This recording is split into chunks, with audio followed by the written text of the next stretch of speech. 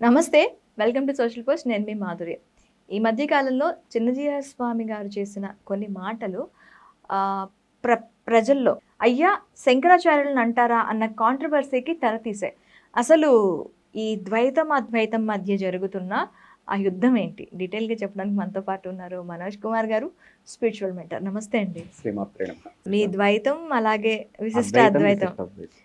ఈ 2 ఏంటి సార్ అసలు? మీతో పాటు అంటే మీలాంటి పండితుల నుంచి మేము నేర్చుకోవాల్సిందే. కాకపోతే అది ఎలా తయారైందంటే ఇప్పుడు బ్రాహ్మణులని కించపరిచి మాట్లాడి వేరే ఒకళ్ళకి ఛాన్స్ ఇస్తున్నారా అనే విధంగా ఉంది. దీన్ని ఎట్లా చూడాలి అంటారు? అదే అండి. అంటే మీరు అడుగుతుంది అర్థమైంది. చిన్నజీయర్ స్వామి వారు శంకర భగవత్పాదుల వారు స్థాపించినటువంటి పీఠాలు ఏవైతే ఉన్నాయో, హ్మ్. ఆ పీఠాల్ని శంకరాచార్యులు వారు స్థాపించలేదు. ఆ తర్వాత విద్యారణ్యుల వారు స్థాపించారు అనేటువంటి వాదాన్ని పైకి తీసుకొని వచ్చారు. కాకపోతే అది హిస్టారికల్‌గా కూడా, చారిత్రకంగా కూడా అది సబబైనటువంటి విషయం కాదు. కాకపోతే శంకరాచార్యులు వారు ఏ శతాబ్దం అనడానికి కొద్దిగా భేదాభిప్రాయాలున్నాయి. 6వ శతాబ్దమా, 8వ శతాబ్దమా అని. కాకపోతే అన్ని పీఠములను కూడా శంకర భగవత్పాదుల వారే ప్రతిష్టాపన చేశారు అక్కడే అనేసి చాలా మందికి తెలిసినటువంటి విషయం. ఎందుకంటే విద్యారణ్యుల వారు 12వ పీఠాధిపతిగా ఉన్నారు. హ్మ్. హ్మ్. 12వ పీఠాధిపతిగా వచ్చారు మనకు విద్యారణ్యుల వారు అనేటువంటి వారు. శృంగేరి పీఠానికి 12వ పీఠాధిపతిగా ఉండి మనకు హరిహర బుక్కరాయలు వీరి అందరి చేత గొప్పనైనటువంటి హిందూ సామ్రాజ్య స్థాపన చేసినటువంటి వారు. అంటే అప్పుడు 10వ శతాబ్దం ఏవైతే ఉందో ఆ సమయంలో మనకు ముస్లింల దండయాత్రలు అనేటువంటి చాలా విస్తృతంగా జరిగాయి.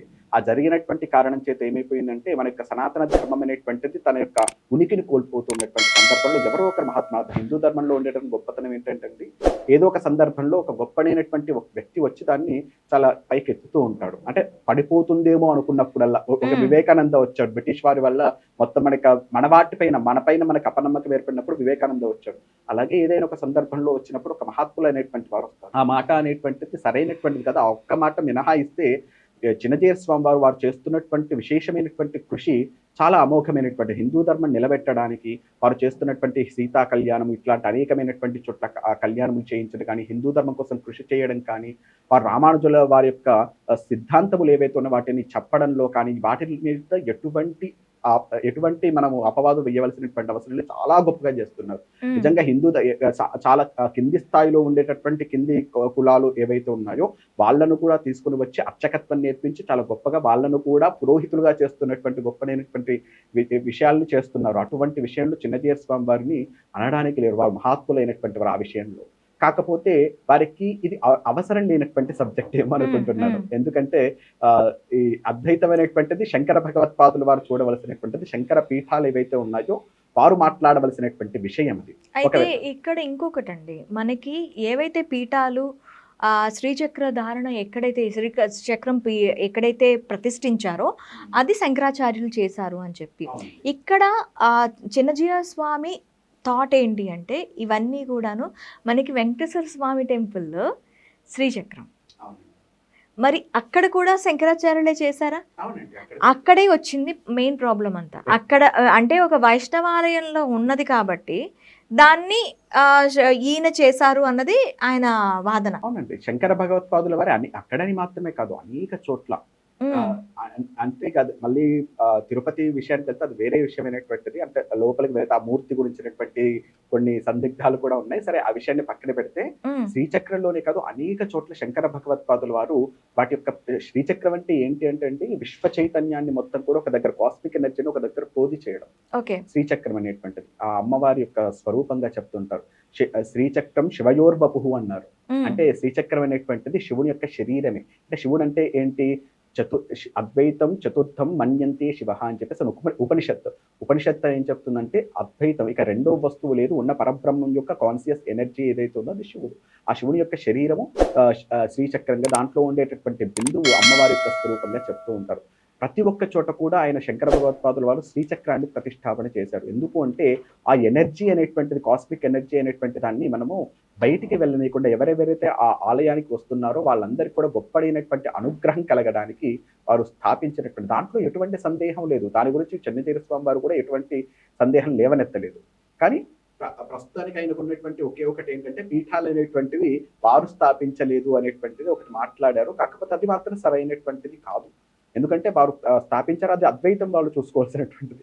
అద్వైతం, విశిష్ట అద్వైతం వాళ్ళు ఎవరు కూడా హిస్టారికల్ గా కూడా ఎప్పటి నుంచో వస్తున్నట్టు 8వ శతాబ్దం 6వ శతాబ్దం నుంచి కూడా ఎవరెవరు పీఠాధిపతి అయ్యారంటే ఎవ్రీథింగ్ ఇస్ నోటెడ్, లెక్క కట్టి ఉన్నది మనకి.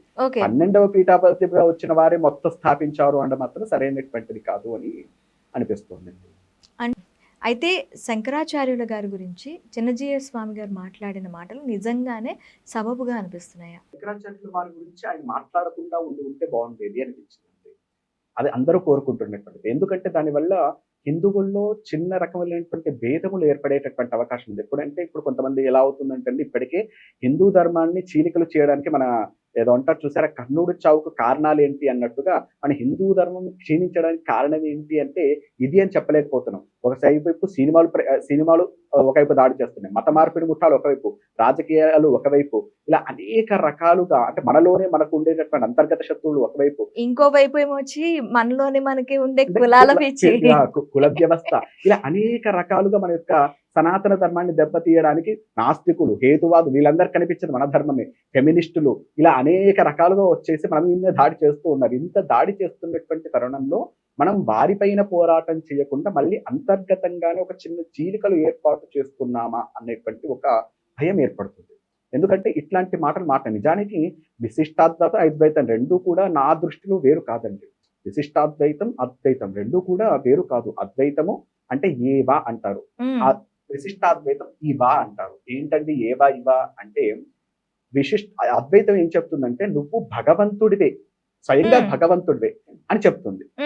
కానీ విశిష్టాద్వైతం ఏంటంటే భగవంతుడు విశిష్టమైనటువంటి వ్యక్తి. సో ఆయనలా నువ్వు ఉంటావు, ఆయన ఎలా ఉంటాడో అలాంటి స్వరూపాన్ని నువ్వు పొందుతా ఉంటుంది. అది మోక్షానికి, అది లాస్ట్ ఉండేటటువంటి స్థితి. అంటే ఇది భక్తి అనేటువంటిది ప్రదానం చేసుకుంటుంది, జ్ఞానం అనేటువంటిది ప్రదానం చేసుకుంటుంది. 2 మార్గాలు తప్పు కాదు. శంకర భగవత్పాదులు భక్తి మార్గాన్ని ప్రతిపాదన చేస్తారు. జ్ఞానం ఉన్నప్పుడు కదండి భక్తి వచ్చేది. అదే అంటున్నాను, రెండు ఇంటర్ అందుకే నేను అన్నాను, ఏమన్నాను, విశిష్టాద్వైతం అద్వైతం ఒకటే అన్నాను. ఎందుకన్నాను, అందుకే అన్నాను.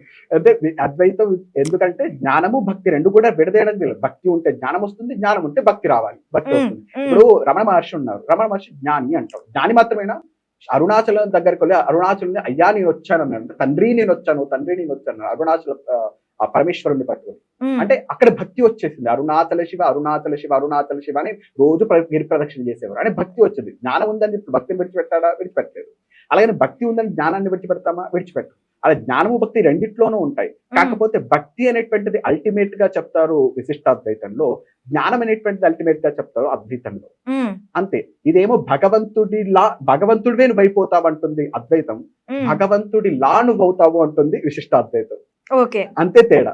అంతకు మించి అద్వైతానికి విశిష్టాద్వైతానికి తేడా లేదు. రెండు చెప్పే కాన్సెప్ట్స్ ఒకటే అయినప్పటికీ కూడా పర్సెప్షన్స్ వేరయ్యి చెప్పే వ్యక్తుల మధ్య ఉండే కులాల డిఫరెన్షియేషన్స్ తో ఈ గొడవలన్నీ లేదండి. ఇక్కడ కులాల డిఫరెన్షియేషన్ ఏం లేదు.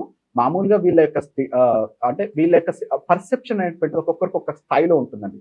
ఋషులలో కూడా చాలా వేదాలు, అందుకే డిస్కషన్ స్పర్ధయా వర్ధతే విద్య అనేది. అందుకే మనకి సనాతన ధర్మం యొక్క గొప్పతనం కూడా అదే. నువ్వు డిస్కషన్ కి ఓపెన్, నువ్వు ఎంత డిస్కషన్ అనేది చేయవచ్చు, నువ్వు భగవంతుడిని కూడా నువ్వు ప్రశ్నించవచ్చు. అది సనాతన ధర్మం యొక్క గొప్పతనం. అర్జునుడు ప్రశ్న వేస్తాడు, మీకు ప్రశ్నోపనిషత్ ప్రత్యేకంగా ఉంది. ఆ రామాయణం ముట్టిందే నారదుడు వాల్మీకి మహర్షిని వేసినటువంటి ప్రశ్నతో నారదుని. ప్రతి ఒక్కటి భాగవతం పుట్టింది నారదుడు వ్యాసుని యొక్క చర్చతో ప్రశ్నతోటే. ప్రతి ఒక్క చోట కూడా ప్రశ్న అనేటువంటి దాన్ని మన వాళ్ళు ఎప్పుడు కూడా నిందించరు. ఎటువంటి ప్రశ్న అయినా కానీ, నాస్తికుడు వేసినటువంటి ప్రశ్న అయినా కానీ, ఏ ప్రశ్న అయినా కానీ స్వీకరించేటటువంటి స్వభావం మన యొక్క సనాతన ధర్మం ఉంటుంది. అట్లాగే ఇక్కడ విశిష్టాద్వైతం అద్వైతంలో కూడా ఏం చెప్తున్నారు అంటే, విశిష్టాద్వైతంలో పర్సెప్షన్ లో తేడా ఉంది, అద్వైతంలో కూడా పర్సెప్షన్.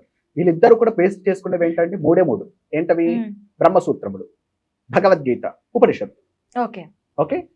అయితే ఈ బ్రహ్మసూత్రములకు భాష్యాన్ని ఏ విధంగా రాశారు అనేటువంటి దాన్ని బట్టే విశిష్టాద్వైతం, ద్వైతము, అద్వైతం మూడు వచ్చాయి. మూడు హిందూ ధర్మమే. నాకు మూడింటితో భేదం లేదు, మూడింటితో ఇబ్బంది లేదు. మూడు కూడా ఒక్కొక్క స్థాయిలో చెప్పినటువంటివి, ఒక్కొక్క స్థాయిలో ఒక్కొక్క రకంగా అనుగ్రహించగలిగినటువంటివి. కాబట్టి ఆ బ్రహ్మసూత్రములకి మధ్వాచార్యుల వారు ఒక రకంగా భాషించారు, భక్తి ప్రధానంగా. విశిష్టాద్వైతంలో కూడా చాలా భక్తి ప్రధానంగా విష్ణువే పరమదైవం అనేటటువంటి దృష్టితో బ్రహ్మసూత్రానికి భాష్యం రచించారు. తర్వాత అద్వైతంలో కూడా జ్ఞానం అనేటువంటి దాన్ని ప్రధానంగా చేసుకుని అక్కడ కూడా భాష్యం రచించడం అనేటువంటిది జరిగింది. అంతే.